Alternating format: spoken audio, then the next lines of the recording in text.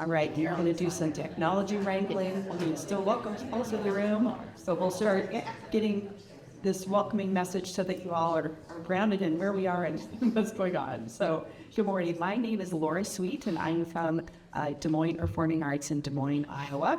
I'm a fair-skinned woman with, we'll say, charitably blonde hair, wearing a black dress, aspirationally blonde hair. As a member of the APAP NYC Conference Committee, I personally just want to welcome you all and thank you for being here as part of the APAP 2025 conference. We especially want to welcome new colleagues as well as old friends to this really vital session. We look forward to being engaged and challenged by voices and perspectives as we build the future of APAP materials. So thank you for joining us. We're thrilled to have you with us, and our conference publicly is offering the unmatched networking, showcasing, zipping special level opportunities, and we're thrilled to be celebrating our annual return to New York and sharing and learning from each other's experiences. APAP values your feedback, and we encourage you to rate the session by scanning the QR code on the door. It's quick and easy, and the survey can also be accessed from the app in the swap card section.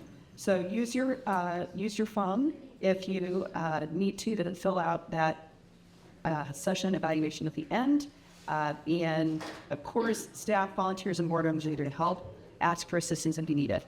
And with that, I'm going to turn it over to Dan. We wish you an exciting and inspiring time here at APAP and encourage you to be curious, be courageous, meet new people, meet people who are different than you, and take care of yourself and take care of others. So with that, here we go, Jenny. Thank you. Thank you, Laura. Following your lead, I'm Jenny Billfield. I'm the president and CEO of Washington Performing Arts. I'm joined here by my colleague, Samantha Pollock, our director of programming, and wonderful colleagues I'll introduce in just a moment. I am a fair-skinned white woman with dark hair, wearing a black top with a very busy scarf. Happy to see you. So few things are a hotter topic in our field right now than the nature of work and working, especially post-pandemic. On the one hand, we're dealing with turnover, talent leaving the field, mental health and wellness concerns, overwork, understaffing, ageism, benefits, the cost of benefits, and the question about how we provide opportunities for advancement and professional development. On the other hand, we have opportunities to refresh with new ideas. We have new talent in our field to meet contemporary challenges. We have values, people have values rooted in care and compassion. And there's an emphasis on belonging and equity. There's a lot to process and a lot to absorb and navigate through. But within all of this change lies opportunity, and I'm going to see it that way. And that's what APAP has created for us, the opportunity to hold all of this together and to work our way through it together. So it's Sunday morning, and I realize you could have been anywhere else, but I'm going to take your presence at this session as an expression of desire not only to learn for yourself, but also to learn as a representative of a community you'd like to bring knowledge back to. Perhaps to build a better workplace, to invest in self-care, advocate effectively for yourself. And so I want to thank you for being here. So in service of that, our goal today is to discuss some of what we are seeing in the post-pandemic data, what we're exploring as organizational leaders, and to acknowledge some of the tensions that are inherent in our work culture at the moment. And to think of considerations for the future. We hope you'll emerge with a few resources and examples to take back to your own organization. And frankly, the relationship that we have with our peers helped each of us make some crucial decisions about our own careers, our own lives. So this networking is quite important. It has been for us, so absorb as much as you can on behalf of yourself. The format today is that the three of us are going to chat for about 2/3 of the time. We have 90 minutes together. And then we're going to take questions from you, and there's a microphone in the middle. So hold your questions, make notes of them, and then we'll just go through as many as we can. I'm thrilled to have two dynamic colleagues with me. We have many more things in common as we've discovered in our lightning round of catching up. We have Heather Noonan, whom I've known for the majority of my career. She's been Vice President for Advocacy at the League of American Orchestras. She makes her home in Annapolis. And then we have Courtney Casey, Senior Director of Business Development at the Advisory Board for the Arts. We realize that we are all mothers of daughters. We have a mother of a 10-year-old, a 12 and 16-year-old. I have a 24-year-old. So very interesting experiences with that while we developed our careers and being moms with various challenges on the way. But I'd like them to introduce themselves how they would like to be introduced, and also to have them say why this particular topic is important to them, why they'd like to be here to share with you. And after they've spoken, then I'll give you my perspective, and then we'll jump into some prompts. So hope that sounds okay. Looking forward to it. All right. Well, you want to be... Hi, welcome. I'm so delighted to be here. Thank you so much for having me here. Really appreciate it. For me, this conversation is really important because, I'm a yes person. That actually started from my father, who started his business and thriving his career in tech. This is at the dark ages of the 70s and 80s that I was able to see how he was able to, really navigate this very interesting sector of technology and software development. And when I started my career in the August of the 2000s, my idea wanted to be an opera singer. And that also had some similar challenges as you might see in any tech business. When you're trying to be in the arts or be an artist, there's a lot of opportunities that come your way as well as challenges. And my dad was able to teach me a lot about resiliency and also about learning and being curious. And that's guiding me for these past 20 years, where I've been working for the New York Philharmonic. So we discovered probably we shared oxygen when I was at the New York Philharmonic, working for the T.S. Tomkowski, who's now back there. And then started my own venue with Paolo Prestini, the National Sawdust in Brooklyn. And then most recently was executive director for the American Modern Opera Company, who also has to one time, so I know is a big fan of Jenny's and likewise on Jenny's side. So I've been able to work both as a producer and a presenter. So I have that perspective, and also someone who didn't grow up with management skills and just started to carve my own career in it. So I think I'm very passionate in that regard, just being on the front lines of this last 20 years and how things have navigated. With ABA, which is the Advisory Board for the Arts, the reason I went to this organization is because they also share this curiosity and this wanting to share knowledge across sector. So I like to say that the wonderful phrase, all ships rise with the tide. ABA provides the tide with qualitative and quantitative data, which I'll be able to share a little bit with you today. So I'm really delighted to bring my 20 years of experience in different facets, my curiosity. I would love to hear your questions and learn from you and what you guys are curious about, and then also share some of our most recent learnings from polls around all different kinds of organizations here in the United States as well as Australia. Thank you. So I'm Heather Newton, and as you've heard, I'm with the League of American Orchestras, and I'm approaching my 29th anniversary at the League. I think I'm mostly here because I have personal experience with workforce retention, being mine. I recently completed a 3-month sabbatical this past summer, so I'll be speaking about how that came to pass and things I've learned from it. I came to Washington, D.C. in 1995 as an intern interested in becoming a lobbyist. Immediately worked for the Performing Arts Alliance for those first 3 months, and was mentored by incredible leaders experienced in the intersection of arts and policy. It gave me a lot of leadership roles at a very entry-level position. And I was really fortunate to interact with the League at that stage and become a lobbyist in-house for a national arts organization. As you probably know, if you're sitting next to someone on the airplane and you say, "What do you do for a living?" and the person says lobbyist, people often bench 4 inches away.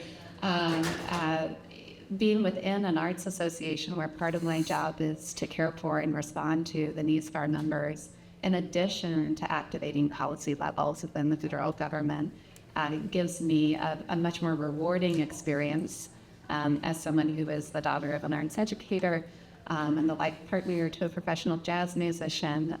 Having a lobbyist with a beating heart for the arts is something that I'm really committed to continuing to do. So I think in the course of this conversation, while I don't have a lot of technical expertise in HR policy, I'm looking forward to hearing from you and also offering some ideas about what keeps people engaged, not just in an organization, but in the sector as well. So great. Thank you both.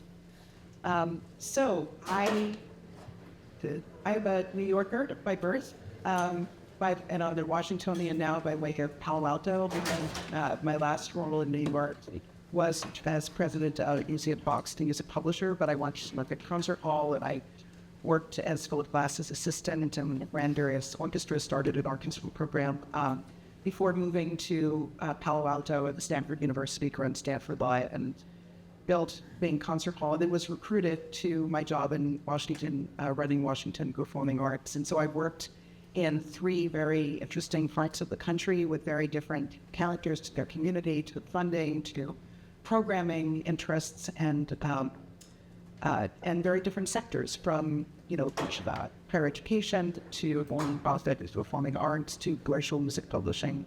And in fact, when I was at Museum Talks, I was also a part owner when the company was delisted from the London Stock Exchange and taken private. So there have been a number of different ways that my career has kept afloat. I started out as a pianist and composer, but quickly decided that I liked producing and advocating more than I liked the solitary confining practice room. And I'm a natural extrovert, as you may have detected. But starting my career in the 80s, or rather my full-time paid career in the 80s, I saw a lot of significant changes over the past 40 years. The evolution of the sensitivity to workplace dynamics around gender, the Me Too movement, what we were willing to put up with in the 80s because we, quote, had to, versus what my daughter, the 24-year-old, would even consider tolerating at this moment. That's been a seismic change. The fact that we can even talk about it and have a standard set and articulate and address it through legal and HR protocols, just a remarkable shift.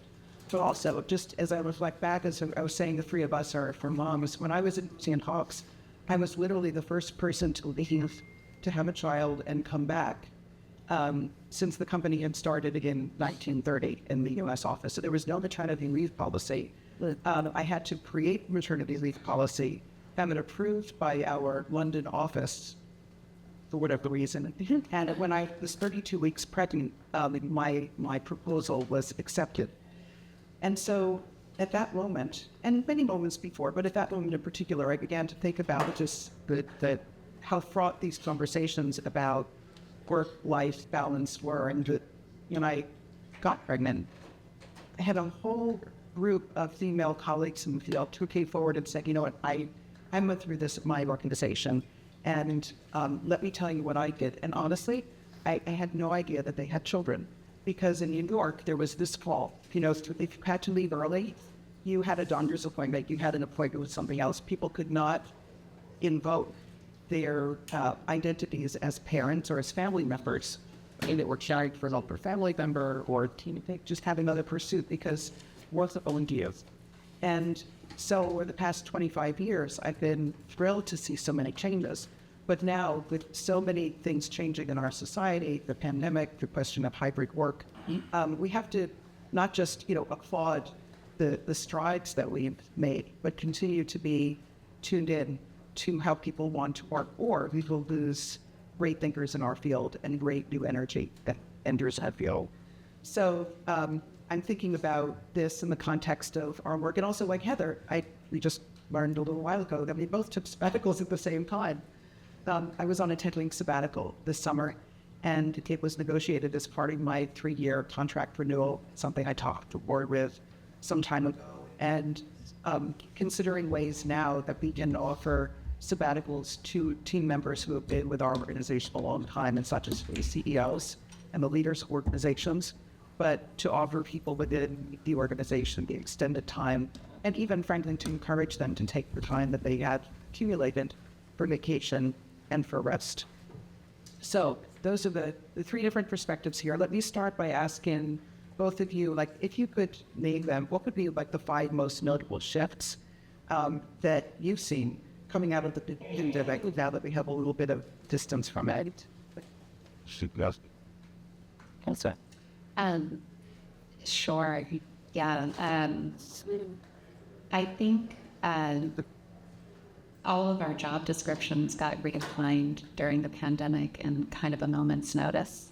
And to me, that was one thing that kind of kicked off a lot of inquiry about how we work, how hard we work, and obviously where we work.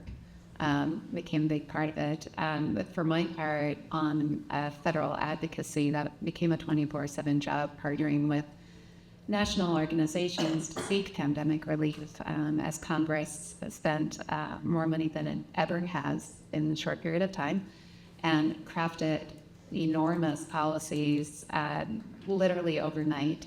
We had people in the sector who I asked, can you be available, finance directors, can you be available at 2:30 in the morning so I can ask you if this revenue formula works for you to get access to pandemic relief, right?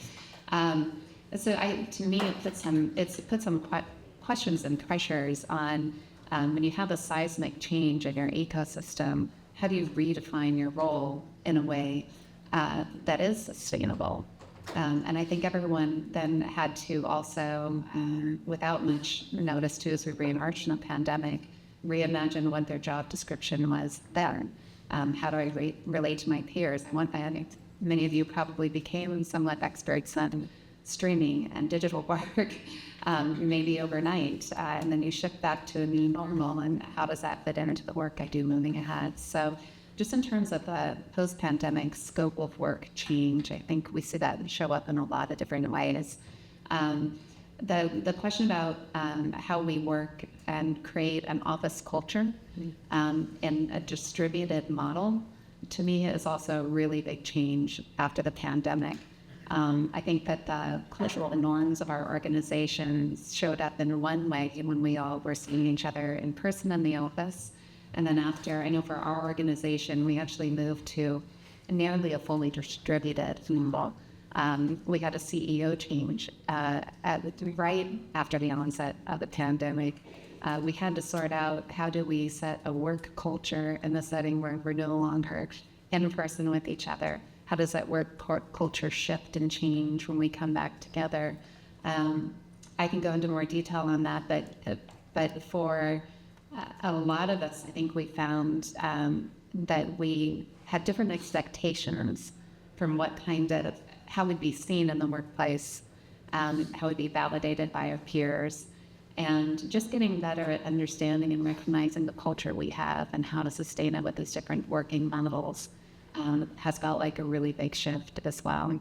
And then the final thing I think I'd just say is I think that everyone is still maintaining a kind of frame of hypervigilance around your personal security, not just because of the pandemic, but because of so many changes in the context in which we're living today. And so that whole equation of job security, when so many other things are feeling fragile, when uncertainty seems right around the corner, what risks, I feel like, for my part, especially living and working alongside independent musician, how much risk are you able to absorb? What do you look for to make sure you can mitigate that risk and stay healthy while that hypervigilance remains kind of a part of your current context? I forgot that your husband is an independent, is mine, a composer. So yeah, experiencing it from two different sides. Heather, can you describe what a distributed model of leadership is, of work is? Yeah, so we, in January of 2020, we had just finished building the League's new neon headquarters in the Garment District. And my then CEO, Jesse Rosen, we had a mass board meeting and an open house at the end of the month. And he said, hey, could you give these remarks for me, because I have the worst cold I've ever had in my life. I'm pretty sure we know what affliction we came down with in January of 2020, right? So we literally just built a new office space in the circle down the Garment District, where we had just achieved a level of being fully staffed for the first time in many years. And this was us launching our new team together. And then, of course, we went completely virtual in the lockdown of the pandemic. But in the course of that, we also had staff transitions. We started as a national association hiring staff from all over the country who had exactly the expertise we need. So then we had people in Cleveland, we had someone in Texas. And what we found is that that kind of representation actually helped us serve our national field better. We had people who were uniquely qualified for the jobs they had, wouldn't necessarily uproot and move to New York. And so now we have moved from that space to a smaller footprint in the same building, where we can still come together as a team, but we only come together in person 3 times a year, fully. So once at our national conference, should be in Salt Lake in June, and then twice here in New York to kind of anchor the strategic work that we do together as an organization. But aside from that, there is no expectation or requirement that you show up in person in an office. Richard. It's good, Richard. Let's go back to the Courtney. Yes, so I actually have some hot data I can share with you. So in 2022, during the Great Resignation, as we all saw, not just in the cultural sector, but across, all the sectors, ABA actually took upon themselves to commission a study to understand what is it that we can do as a sector to bring employees back. So they called it a compelling offer. And in that time, they researched over 1,500 individuals across the globe. And the number one issue was management quality. So this is really important for the staff to have. Then number 2 is job security. Number 3 is job flexibility, which, as you recall, everyone was working from home. This is more about when we come back to the office, I want to make sure we have job flexibility. Artistic reputation was the before, and then DEI practice was the before.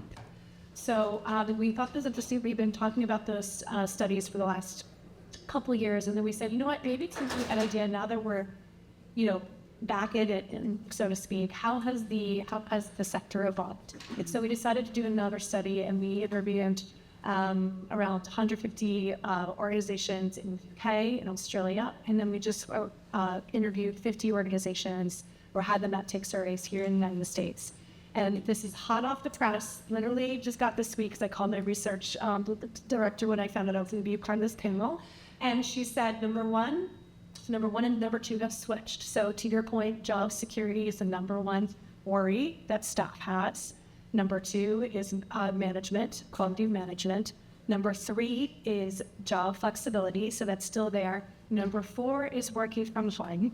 So people are still looking to work from home. I'm sure that's surprising. And then number 5 is values, which is interesting because artistic reputation and DEI did not show up on that ton of 5.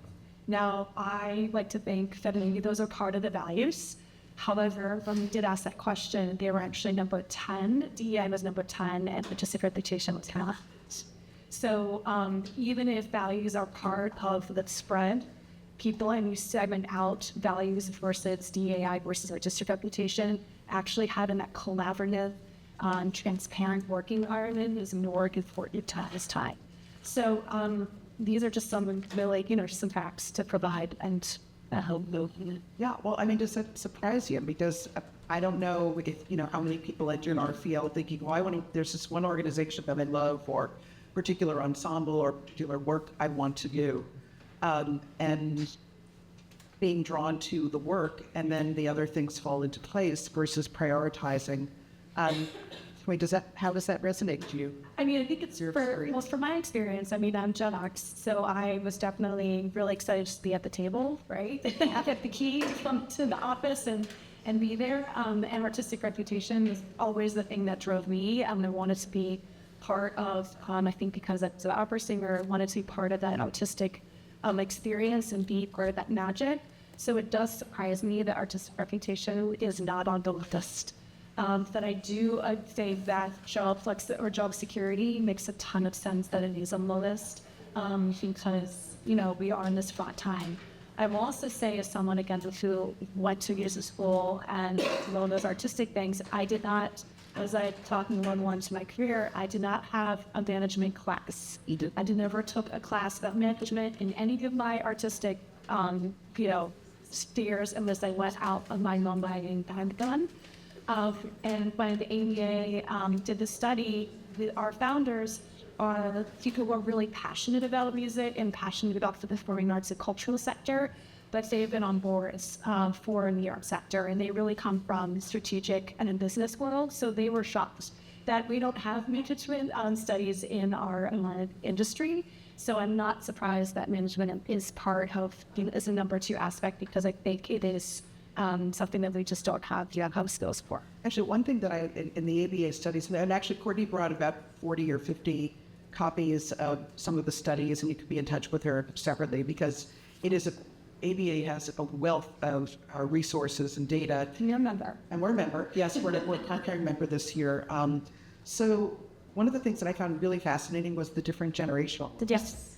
This is really crucial because many of us work within multi-generational organizations. And so the perspectives that are beginning to either complement each other in the best of circumstances or collide really do affect our culture. So can you say a little bit about your data? Yes, absolutely. So no surprise that this was back in 2022. We haven't looked in this current study because we're still going through all the data. But yeah, that was no surprise. I think that generational shifts and generational management was probably the most, one of the largest issues that we were seeing in all of the organizations that we talked to. And part of the management, as we realized that we didn't have in the sector, we created something called management fundamentals, which has been a really wonderful game changer for some of the organizations that we worked with. One of the sessions that we work with or facilitate is called Managing Around Psychological Safety, which sounds really scary, but actually it's a wonderful way for people to have conversations across generation to understand what is it that we're really, where can we ground our values. And they were talking to an orchestra and LA. So the LA Fellow is a member of ours as well. And they have a production team. We're having some generational issues where communication was really coming to the fore because, they communicate on headphones, right? So some of the younger folks and the older folks were just not able to communicate in a way that was effective. And it got kind of a little dicey. So we facilitated that through this course, and we said, well, what is the common thing? What is the common thing that you guys are able to try and solve? And it's, of course, safety of the tech, making sure that everyone's safe, but also making sure that you're providing a positive patron experience.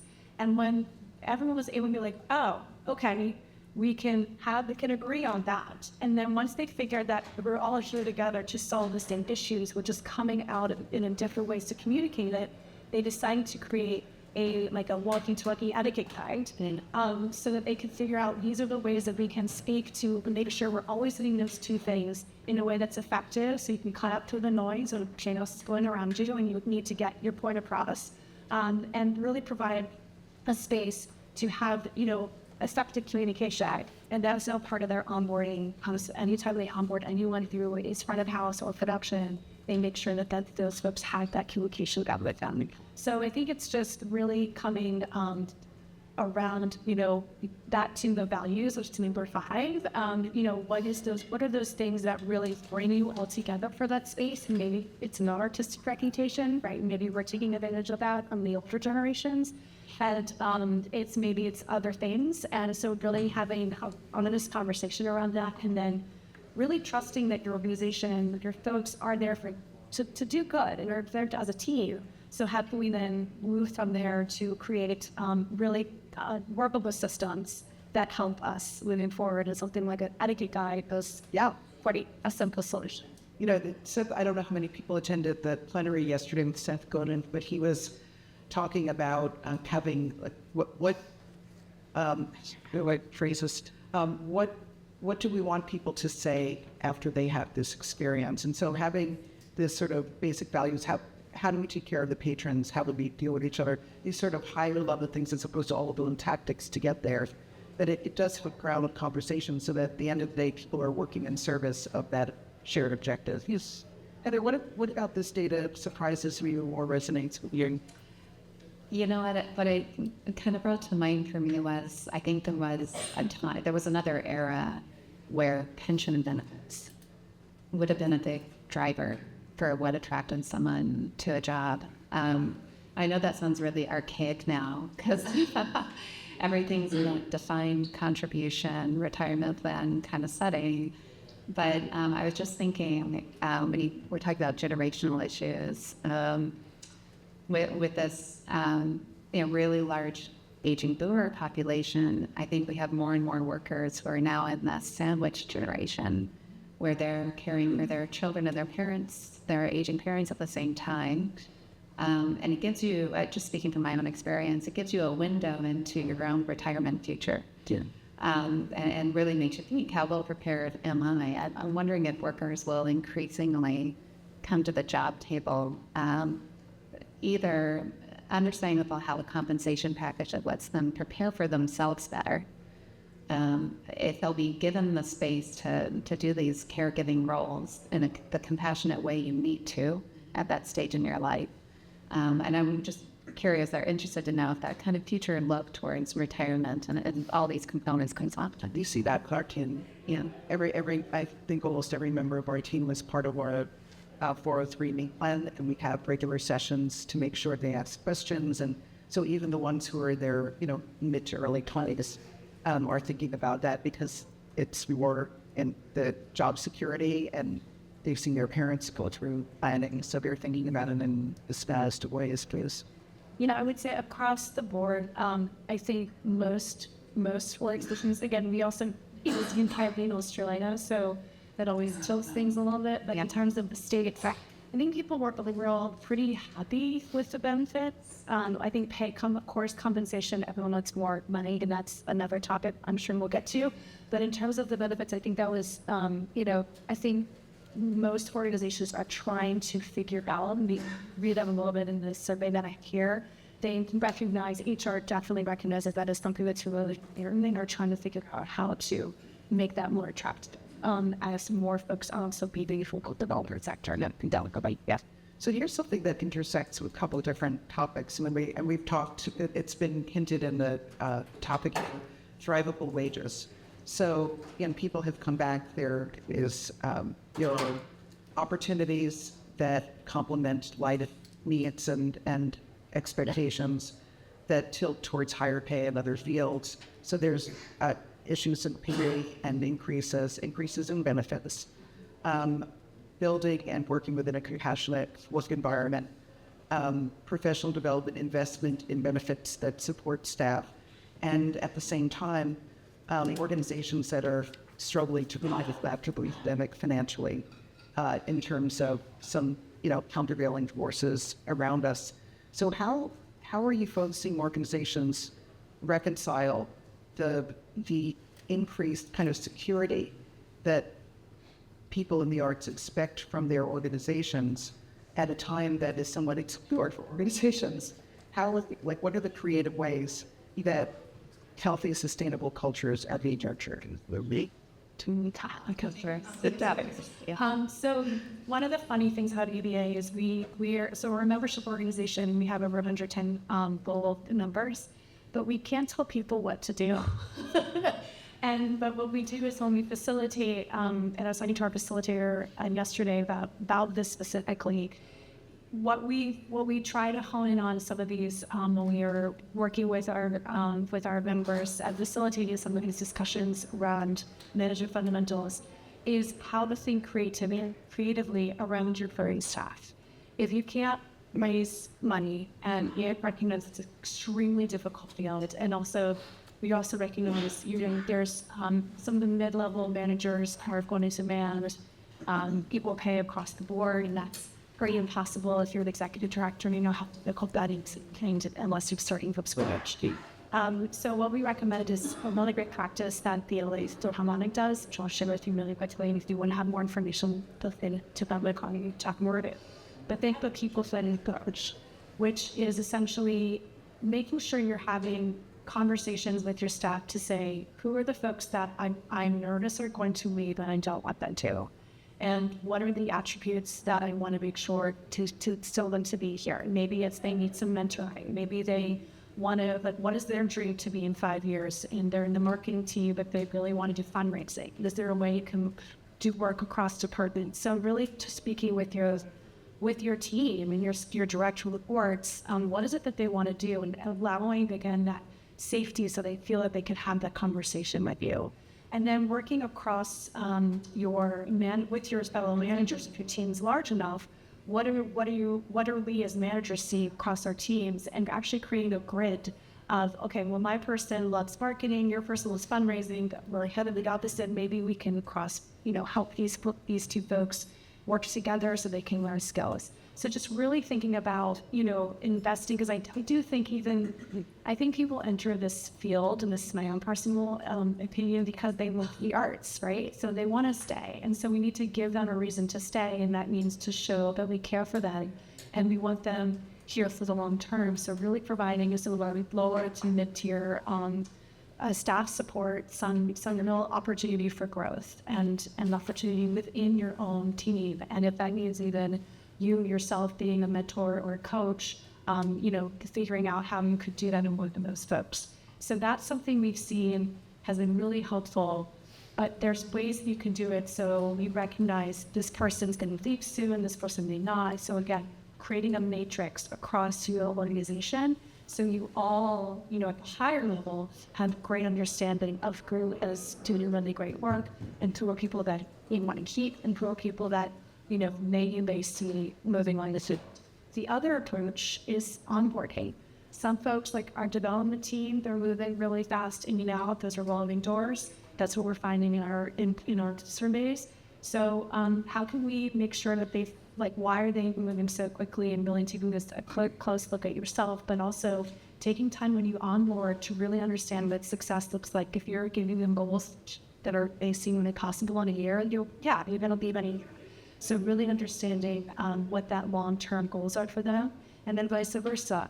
For the entry level, this is a hard and frank conversation to have, but there are folks we know who are 25 and want to be not pursuing, and they're probably going to leave, and it's a gel, which is great. So you maybe don't need to give them the long onboarding, that you need to do for the development officer. So really learning how to invest your time, so you don't feel like this is all you're doing all the time, but really figuring out, how can I manage my time to look at who are the people I need to invest in, who are the people or the jobs we need to invest in to make sure that this organization thrives, and really taking a bird's eye view, kind of like a chessboard, to see how you can make sure those people stay.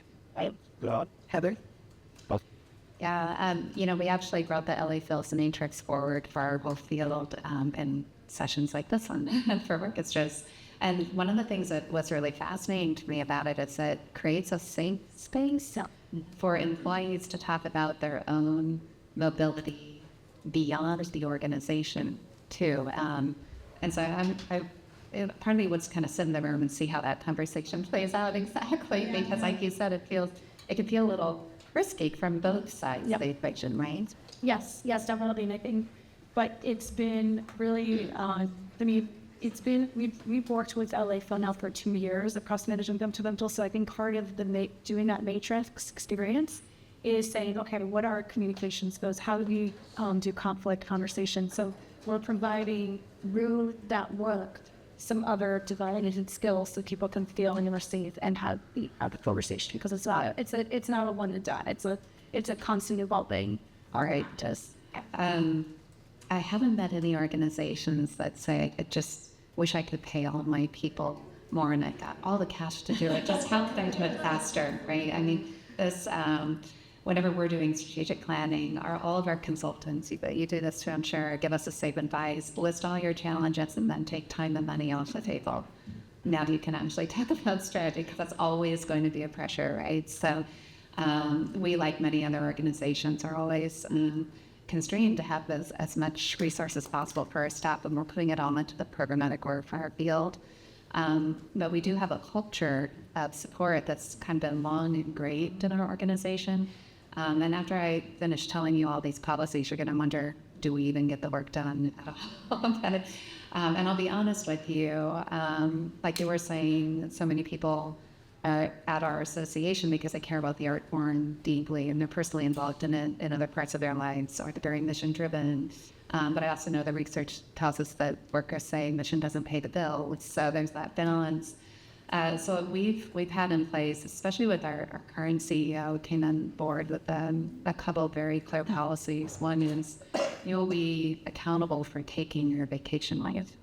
So if we can spot that someone's calling accruing leave that's not getting tagged, we have a conversation with them and to say, how can we help you do this? How can we take the time you've earned as part of your compensation package?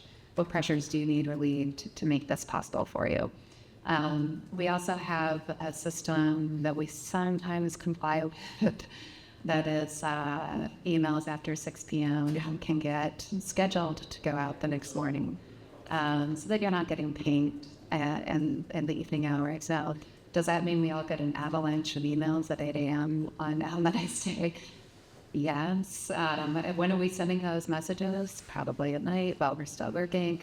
But just even that little signal reminds you, you have a choice to turn this off aside. Yes. And if you find you can't do that consistently, we should be having a conversation about asking you to over-deliver on the bandwidth you have. So I found that those two, it's not that pausing up the paycheck always is the best, release valve for that pressure. So there's for sure. We also have summer Fridays where we close our office up on Fridays for a couple months during the summer. And we normalize that by communicating into our guild stakeholders, and no one's complained so bad. No one said, I need to get all of someone at the lake at 2 p.m. on a Friday in July, and what's going on, right? So we're able to maintain the service expectations, but also give folks a chance to breathe and rest. That's that summer, like for so many performing arts organizations, it's our time of rest in between seasons and delivering our field. So we keep looking for these things we can do to build in that not just hopefully help staff feel appreciated. They're within our capacity to deliver, and they also trigger conversations about workload. So if any one of these things aren't getting tapped by someone, it gives you an opportunity to say, I can't tap it because I can't get this work done at the radio. From in Washington Performing Arts, there's very similar considerations of supporting staff and coming back with some ways to relieve pressure. So we formalized 2 weeks off in addition to people's vacation, the time between Christmas and New Year's for a winter break, and then the week of July 4th. The whole office closes and the world doesn't come to an end. Some people do have to work during the end of the year on our development team process gifts, but then they have cost them. In addition, we also, for people, to your point about, what is needed to help people grow professionally, we've also started looking at one-to-one negotiating with a number of people so that, and that's what they do is between them and their coach, with a little bit of input from me of where I would love to see them lean more into their leadership. But, I assume that people are talking about, career next steps or frustrations with me or how they can manage me better or their colleagues and step into a higher level of visibility with our board. So that sort of one-to-one support definitely resonates. It's interesting because a number of new staff members who are at the early part of their career come to us with resumes that are much different from resumes we might have seen 20 years ago. You might see someone who is focusing exclusively on marketing and they start out at an entry-level marketing role and they take stepwise motion. And now the resumes we're seeing reflect a vast array of interests and capabilities. People who graduated and who have designed websites and done service, abroad in helping build communities and programs, and have studied an art form and Arabic and political science. And yet, as arts institutions, I worry that we try to put them in these little boxes, and which is why I think they will be more inclined to leave, because only one part of who they are is being activated in our organizations. So the opportunity to give people special projects, special opportunities to learn, and building an organization that acknowledges the breadth of interest and intellect, because it benefits our field to have people who are more encompassing thinkers. And if we don't create an opportunity to nurture that, I think we will lose good thinkers. The mentoring is an interesting opportunity. We've had internships for many, many years through the history of the organization, and many of the people who interned at Washington Performing Arts have gone on into our field. And frankly, we have about a quarter of the staff who are former interns. So we have a chance to see how they work. They have a chance to see whether this is an organization they want to be with. But our whole management team mentors the interns. They spend time with us. They work across departments. And we also to the extent that they want to avail themselves of this, we take a really active role in introducing them to other people in the field. So I think we acknowledge that people will not be in their roles forever. We do have some lifers, Washington Performing Arts. Samantha just celebrated her 20th anniversary. I've celebrated my 11. Doug Wheeler, our founder, has been their co-founder for 55 years. And we have someone who's been with us for 40, who started our gospel choirs years ago. So that's a great source of pride. But we have to acknowledge as a field that it's not a traitorous act, as it was when I started, to leave an organization. We want free people to go out into our field and to bring their distinctive qualities and capabilities to other organizations. Makes our field healthier. So the mentoring, the care, the one-to-one support, and just the honest conversation. And I think that we're having those more and more, as opposed to, gosh, so I saw so-and-so at this conference or at this meeting, and they were talking with someone, maybe they're looking for a job with them. People want to meet. So let's prepare them to have a great experience when they're with us, so that they can move into roles where they're effective managers and effective leaders, because it serves our field better. And I would just interject the succession planning. I mean, I know there was a discussion before. And thinking succession plan is not necessarily for your CEO, but also for your marketing associate. Gosh, my marketing associate, when I was CEO of my PC and my marketing associate, that's going to be adding into her job. That was not fun. So just really trying to figure out, what having those succession plans and thinking about team members to kind of build those skills. Cross-training. Yeah, cross-training. Our staff has said that they like cross-training because very often they feel like they're the only person who does that job. And so if they're out, they can't take that vacation time because everybody relies on them. And the idea of sending emails in advance, magic. Even if it's a positive email, like, you did a great job today. If somebody sees an email come in from someone they report to, it's a stressor, positive stressor, but a stressor completely. So I promised that I would leave time for questions, because we can keep talking further. But what questions do you have? Please come up and share some. And your team members that you have required to mentor, are they in the same department so if you have a VP and you require this mentor, are they folks that have to be in another department? It varies. Because sometimes there are people who are interning in our arts education program who want to learn more about development. And so, grant writing and building kind of quantitative skills, they might end up working with a or someone else there. So to a certain extent, it's customized a little bit. But I've had various assistants over the years, and I expect them to stay, maybe 2 years, because it's a launching pad. And as they get a lay of the land, they might want to learn more about programming. So maybe they'll help our director of programming organize a festival or go backstage and do production. So we try to be as porous as possible and kind of respond to what the person needs. Are there questions?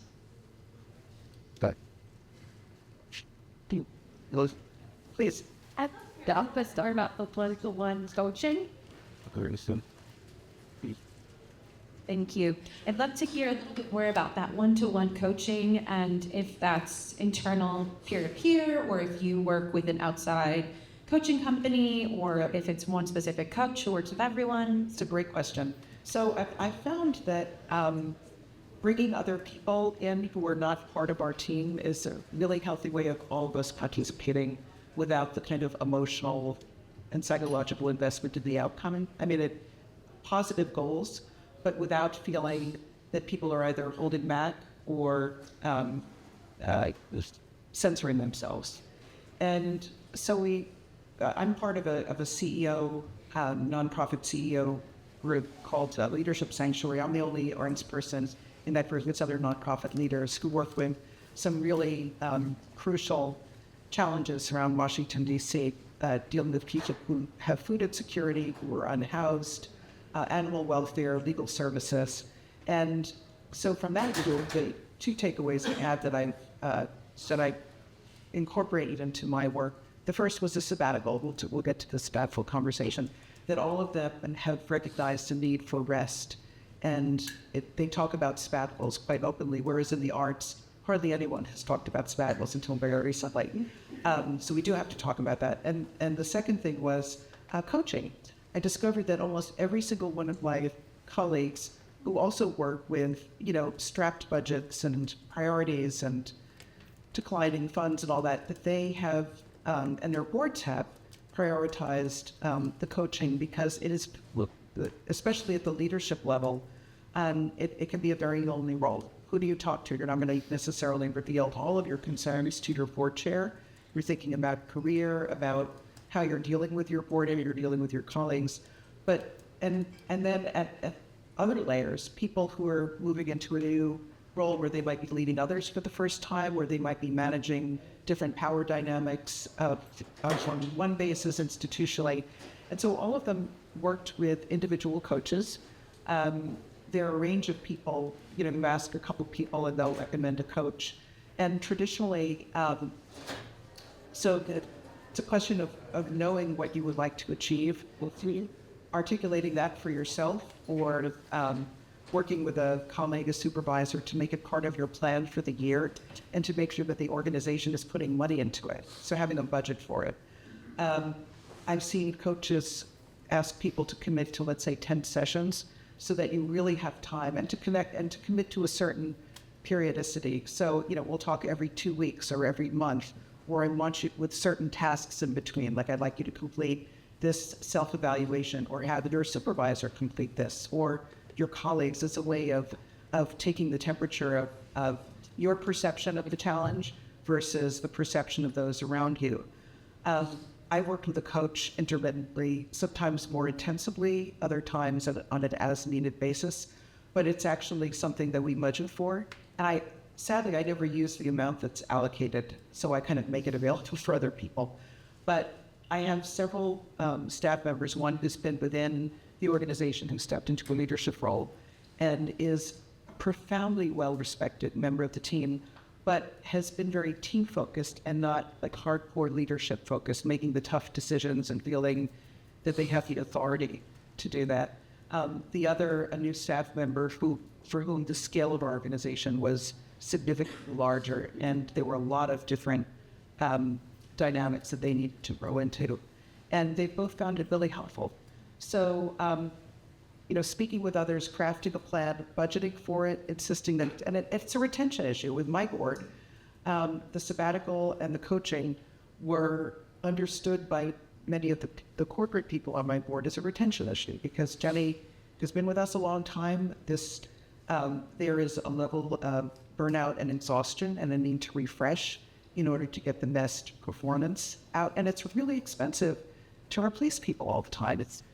So this is a small investment, and we have to, I welcome anybody in this room to contact any of us for the dollar amounts we spent, the planning time frame, the work plans for sabbaticals. We'll talk about that in a moment. Because without having that information from some of our peers, we would have been less well equipped to advocate for ourselves. In fact, I can point to a tiny organization of 4 people whose CEO took a 6-month sabbatical and came back and continued to run it. Like, that's proof of concept. We like to think, but we're taught to think that we're 100% indispensable, but things can be planned around us and are. So does that help answer question a little bit? Yeah. Well, I wanted to add a note to that, because I've personally worked with a coach who specialized in nonprofits. So I'm so grateful to her for understanding me and helping me advance through my career. I saw the impact of that. But as an idea, as a resource and tool, right, I started working with her at a point where it wasn't something my company, my boss was talking about yet. But I was part of the New Jersey Theater Alliance, and they were able to get a grant and work with some local coaches who work with nonprofits from the state university level. And so they put out this call to anybody who wanted to apply to work with this coach. And that's how I was able to then tell my boss, by the way, I'm going to take 1 hour of the day at the end of the day to work with someone. You don't have to pay for it, but it helped me a lot and they saw the benefits of it. So if that's something that maybe you can't put in your budget yet or you don't have the authority, look out for grant opportunities like that because that was really helpful. Yes, and there are all sorts of associations where they have to do lip service time and offer it as an opportunity as well. I'll save me a walk up. I just wanted to, just a couple of things. Although you have to have a lot of trust as a CEO, but I have a great board chair, and my staff is definitely 20 years or more younger than I am, and so is he. But and they talk to me freely. We all get along marvelously, really. But my mind frame, their mind frame about these topics definitely are different. I'm open. But what I did was I asked this Dan down. I said, hey, well, why don't you do one-on-ones with this administrative staff about their ambitions, their ideas that would make everything a little more fun, reasonable as we're working. So we did. And of course, for me, it was definitely trust because I know what they're telling Bob. I have an idea, but they talk their own language, I guess, where I'm going. And then he and I meet almost monthly anyway, and so that came back to me about, and he comes from corporate world, so as you're saying, all of that was English to him. How do we apply it to our nonprofit? And it's in our meetings. So that's the other thing that's a challenge. It maybe depends where you're at in the spectrum of organization, professional balance, but you got to pay for it. So, and then you have to pay for other things that you want to get dancers to work and come on. So that's a real tough one to invest in. And until only just repeating those 4 or 5 things we talked about earlier, it still got switched at the top. Yeah, so job flexibility is number 1 now, and management quality is number 2. And in 2022 is the opposite. So the one more Yeah, that comes up. We almost all the time they're if they have to work with one, they work from home because they need whatever serenity in their job. So we're pretty flexible, really. But in terms of a lot of other benefits, and I'm open to it, but how you want to pay for it. Yeah, I think it's interesting, Jenny, what you said in terms of the retention. How I wonder if there's a practice in which one could say, if I were to be able to keep all my employees for the next 2 years, that equals X. And then let's say when I do my matrix exercise, I'm going to see, okay, maybe 3 or 4 people are leaving. How much is that going to cost me to find those people and replace them? And also taking the time to think about your time to find those folks and invest in that. And maybe that's the return on investment conversation you could have with your board and say, this is something we need. We can't entice all this right now, but let's grow a plan over the next 3 to 4 years so we have this bandwidth and we can figure this out and that's going to make you drive out you as a CEO. So what does it cost to replace me? And having that part of the conversation, which maybe in the sabbatical conversation we'll get to. So I think, I'm a yes person. So I like to think not in terms of what are the opportunities that we're not seeing, and I think really looking at the time and the money it takes to replace these folks, and putting $1 on that could be really a powerful message to your board. I mean, we actually did an anonymous survey of our staff before the holidays, and we're going to present them with the data. And when we surveyed people, they feel care. They feel a wonderful sense of care and camaraderie, which was, wonderful to hear. What they are hungering for is more professional development. So that came back as, and we offer a $200 a year wellness learning stipend. And as members, they can take our major fund. So we could tell them these other resources. And that was one of the requests, is like, can you aggregate all our memberships to all these different organizations so we can, of course we can, we just haven't done that. And APA was one of them. But the other thing is people feel overworked. And we are, both, although the league has conferences and seminars, you're not in the, day-to-day producing events kind of dynamic. And so our team during the season, and basically October to June feels really stressed because we're having meetings. We have so many board meetings and committee meetings. We have a junior board, the women's committee. So we have routinely like 50 board and committee meetings throughout the year, which is horrifying, but important for governance, for good governance and engagement. So the staff feels overwhelmed, and we frequently, now we have the better tools for saying, you know what, where should I prioritize this new thing you're asking me to do? What should I let go of in order to do this new thing? How important is it? And I'm more in the habit of saying, I know this is new. Tell me what you're working on so that we could shuffle some things around. So the role modeling of understanding that, if I can work at 11 o'clock at night, it's my choice, but I don't have to down with other people unless there is truly hands on fire emergency. Heather, talk to me about your sabbatical, and I'll talk to you about mine. Why did you do it? What did you have, like a list of things you had to report on and do? Was it mind expanding? Tell us about your sabbatical. Because in academics, people often, in academia, people often because they have to write a book or a paper or do something as like a work product. Well, being an arts lobbyist in Washington, D.C. is that pins on fire every day through the scene, especially now. So I guess I've been in the league for 20 years when the topic of arrest came up. At the time, we did not have a sabbatical policy in our organization. I had taken 2 3-month maternity leaves, but I don't think that counts.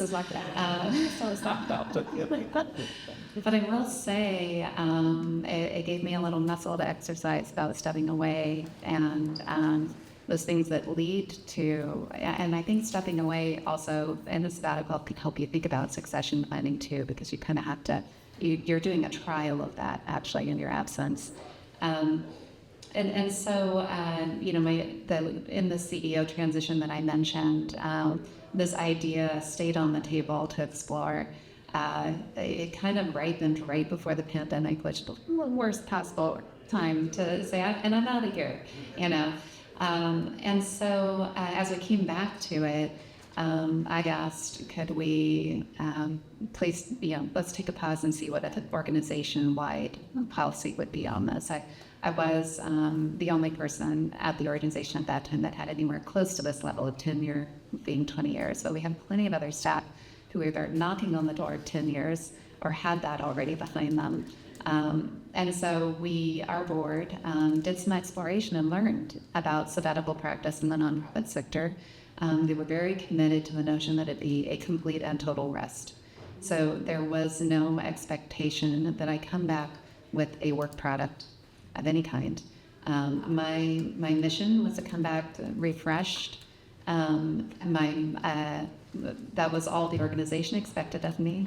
I had my own personal goals for what to do during that time, what I hoped to accomplish. And so we landed on a policy that offers sabbaticals after 10 years across our staff.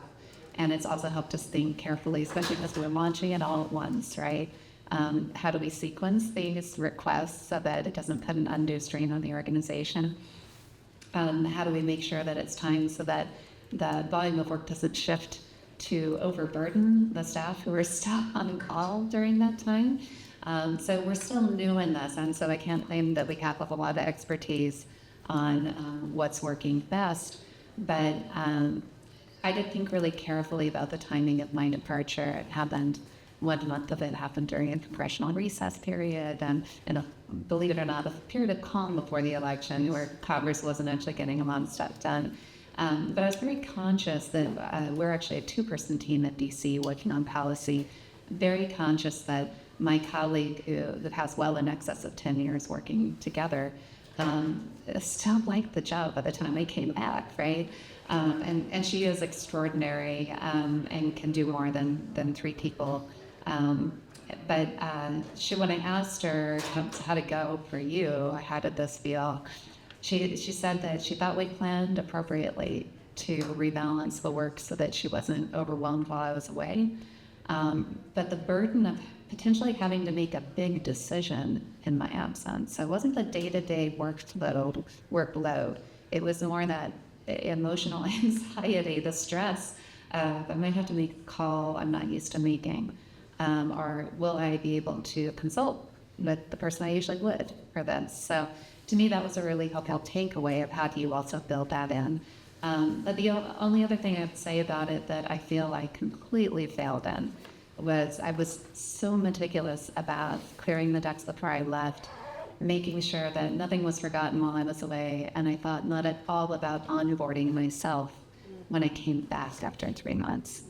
And if I had it to do over again, I think harder about that. But for now, what I do is have a meeting-free week at least on my return, where I did my colleagues the favor of looking at the pertinent messages about the meetings I had while I was away, could ask them fewer questions, get them into meetings better informed of the incredible progress they've easily made in my absence. And so I think, believe it or not, actually, because I'm about to hit 30 years, I might get to test this out, do this a little differently. But I will say that the final, just like residual effect of having done this is that the word got out. The League of American Orchestras has adopted a sabbatical policy, and people are now asking me, believe it or not, to come to conferences and talk about it. But it's had this interesting ripple effect where we're finding some of our peer organizations are now thinking about it. When we announced it to the CEOs of our largest budget orchestras at our own conference in person, there was this stunned silence in the room, and I thought, do they not support, this rest? They know me well, 30 years. I thought it was going to be like, you go do that, good for you. And then after I left the room, someone later told me, we all turned to each other and said, where's the lace? Right. So I have no problem at all with the fact that the league was offering this opportunity to me. It just triggered in them. I need this kind of break. I need to revitalize. It should be part of the practices that we have. My hope would be you wouldn't have to wait always 10 years to find that space. And the other thing I'd say I learned from stepping away is a lot of the things I did that were truly restful for me, I couldn't given myself permission to do in a weekend or on a standard vacation. It was just that it was that psychological, it was the approval to stop thinking about everything else and totally focus on a different life. So I hope we can do more to normalize that activity, and I know the culture of some organizations does that on a continual basis. So that you don't have to wait for your sabbatical, right? The benefits of being given permission to rest. Well, it's also people not doing things till they can come back from your vacation because there's too much time, things have to be resolved. With my sabbatical, I started talking with the board about it before the pandemic hit, and obviously it wasn't possible. But I went through a couple of different phases in planning where the first was, okay, well, I'll go to Australia and I'll be in residence at the festival and I'll do all this. And my husband said, so we're going to travel to Australia so you can do your job there. And so, I had to go through a couple of, like rapid prototyping to get feedback, and then thought, well, here are 1 or 2 places that we'd like to visit, because I had to discipline myself to make plans to literally leave home as soon as possible. So visited California, family for 4 days, and then came back to Washington, flew to Costa Rica, and stayed with a friend who just opened an Airbnb, a lawyer, who said, hell with it all, I'm getting out of law, I'm opening an Airbnb in Costa Rica. Stayed there for 3 weeks, came back to Washington, and this was with my husband as well, and went to Scotland for what would have been 4.5 weeks. Because we love Scotch, we love Scotch culture, we like hiking, and it was green and moist. We were going to travel with small bags, bring back Scotch and newly acquired bags, and basically just travel around and relax. And my board was very supportive. In the first conversation, 5 years ago, it was, how could we live without it? What could we do? What was the plan? And so I presented a plan that I came from other colleagues. A plan that, had like 10 weeks out, 5 weeks out, 4 weeks out, And I worked with our management team and actually stopped making critical decisions about a month out. So I would just sit and hear the questions, say, okay, well, how would you resolve that? You know what? I don't need to comment on the time off the people and we did an office renovation without my involvement. I came back and it was fine. There wasn't anything that erupted that wouldn't have erupted when I was there. And I loved seeing that our management team rose to the challenge. I did completely relax, as you did, and everything was sort of going swimmingly until about 2 weeks before the end of the sabbatical, when my sister succumbed to blood cancer. I got a call from my family. She's in her late 70s, and she had had a reemergence of lung cancer, cut her nose, actually. And she had had it years ago. It came back with a vengeance, and I was able to fly from Edinburgh to San Francisco to be there for the last couple of days. And I mention this because she had been my entire career, my cheerleader, and completely supportive of everything that I'd done in my life. And at the same time said, I see how hard you work, and the physical toll that this profession takes on you means that you need to take care of yourself. And she harped on this all the time. She was happy that I was investing in the coaching, that I was exercising, and that I had planned the sabbatical. And we talked about the sabbatical a lot. And she was emphatic about my doing the sabbatical, and I'd send her pictures and whatnot. At a certain point, she stopped responding. And then I got a call from my niece about her. So, I think back to how we spend time and how we take care of ourselves, what we model for our teams. Because if our teams and our colleagues see us working to the point of collapse and exhaustion, which I was not on the point of collapse and exhaustion, but I was depleted. I guess it's the best way that I was depleted. Then that's not a great indicator for them what their behalf leans towards, which is why we feel the pushback about the hours, which is why there's a question of you want to work for an organization, do you want to lead something? What does it take? What does our field ask you to do and give up? It used to ask that we give up the hope of a family and work-life integration. It doesn't ask that now, perhaps, but the level of work expectation stays the same. So, my sister's caution, what we have seen as colleagues who've gone through quite a period of time together, these are all important factors in ensuring that we keep talent in the field, that we keep vitality and creativity in our field. And actually, it was in the conversation with Krista, who I see in the back here, Krista Bradley. How are you doing? Oh, I'm taking a sabbatical. I'd be really interested in hearing how that went for you. Maybe we could make it part of the APAP. So it was, I think, probably both our experiences that prompted the session to share more openly. So we have 15 minutes left. Yes, I see someone with their hand raised. So you sort of segue into when we talk about exhaustion, all of these factors. So maybe this is Kirby is where I was saying with this, but it's a type. I'm curious. As you obviously have a ginormous operational footprint underneath. You have the reach of everybody and a whole slew of legal issues that are being discussed in Congress. Let's have the AI conversation and how these tools. I'm curious as to what you're seeing, because you talk about how do you do work with less, and this is actually a very good avenue, but you still need the skill set format just to be able to sort of operate. Yep. I'm curious what you're seeing in terms of your organization, you're seeing in terms of attitude across the field, you're seeing in terms of advocacy, just sort of all in, what are you seeing?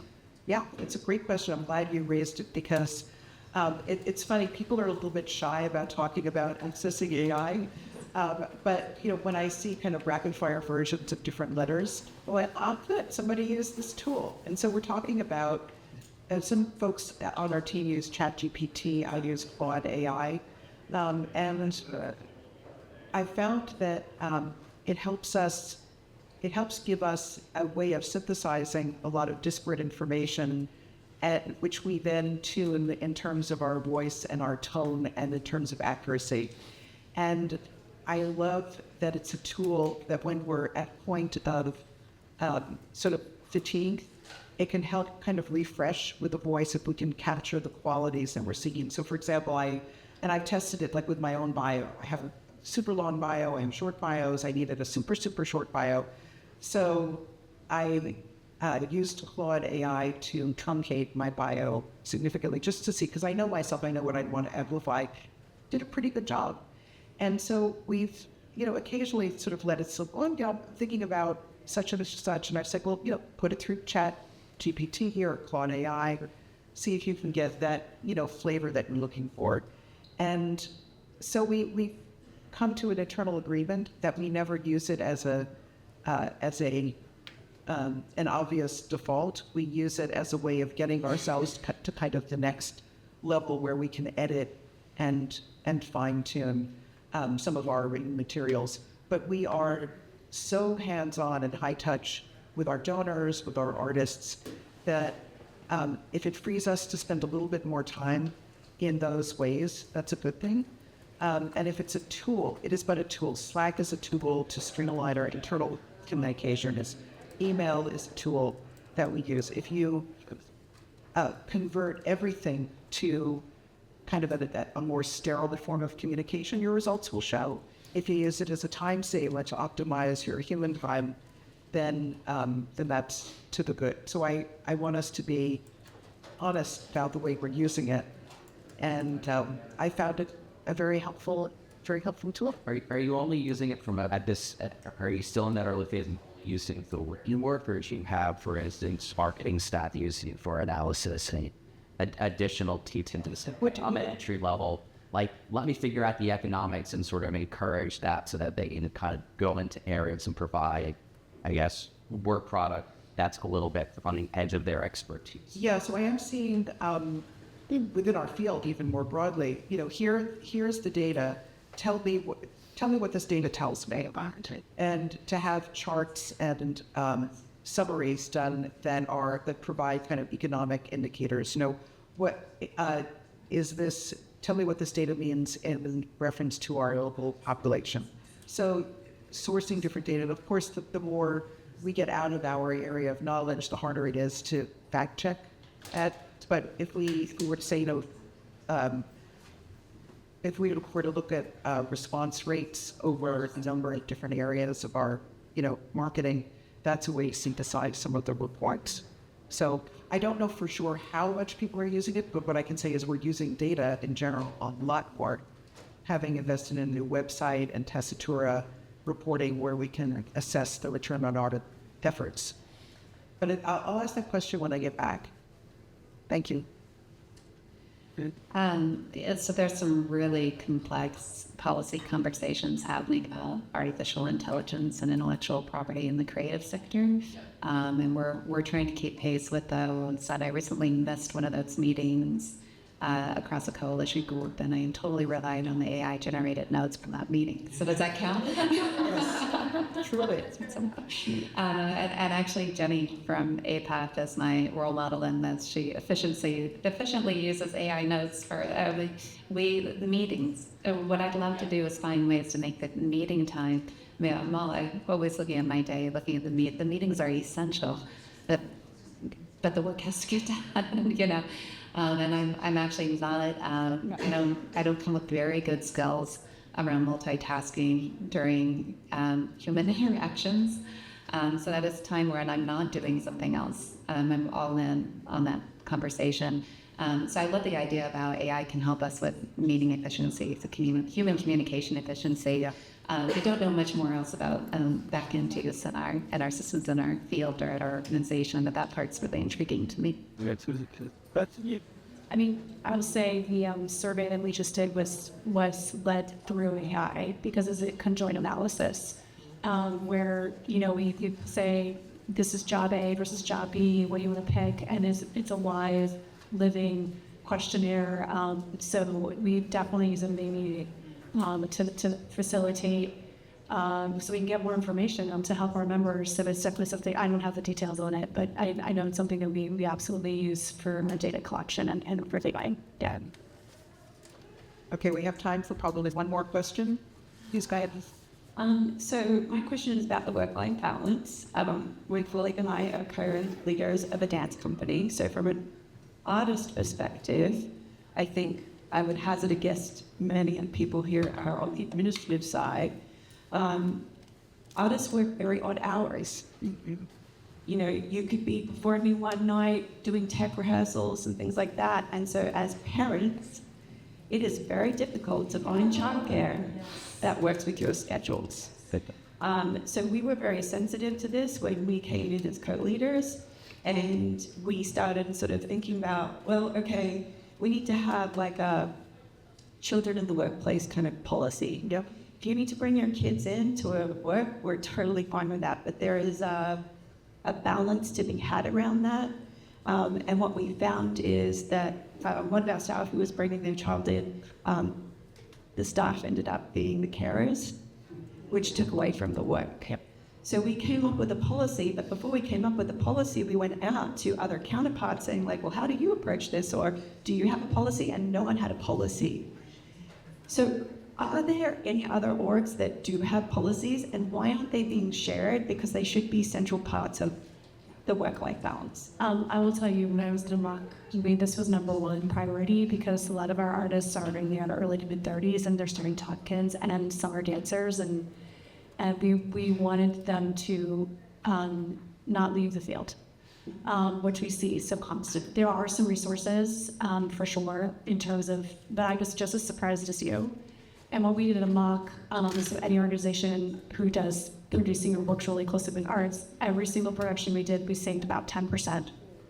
And that was just a free, like, dads, moms, and even parents. So for our sandwich generation, we will give you a stipend to help you order food for your caregiver, so they're not responsible for making dinner every week. You can use it to find the babysitter. You can use it to, whatever you see as fit. We're not going to tell you how to use it.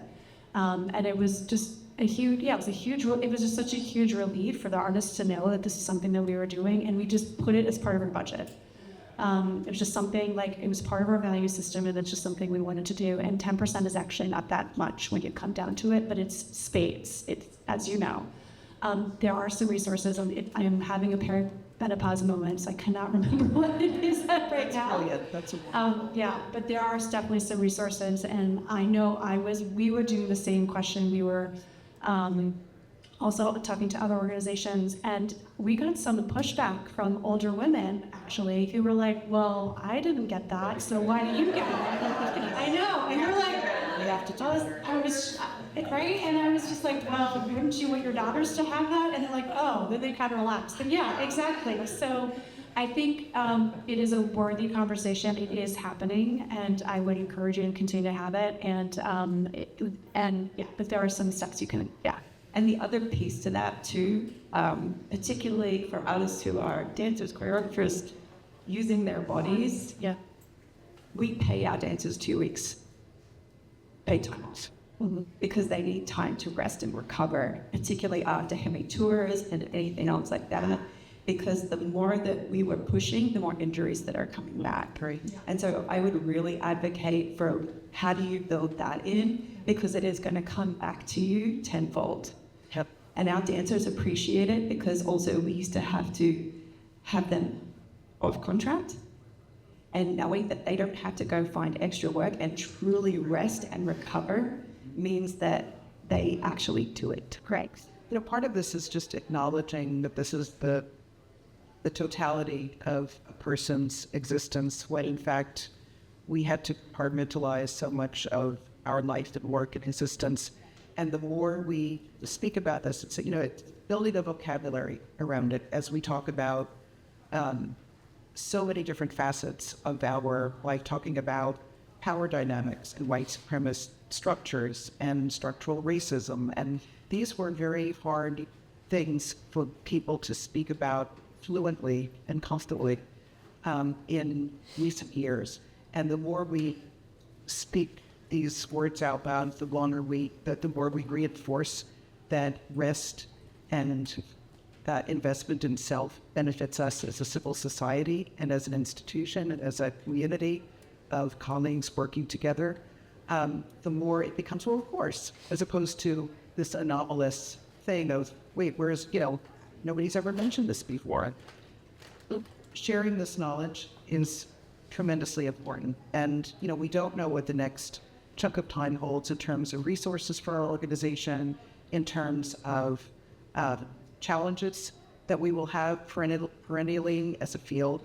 But we do know that as people, we can be more alert to taking care of each other and to providing the resource, frankly, that comes with different generations of learning and experience and a sensitivity to the value that each brings to our field. So tap into each other. Let us know if we can be helpful. I want to thank Heather and Courtney for being wonderful colleagues and role models and leaders in so many factors. Thank you.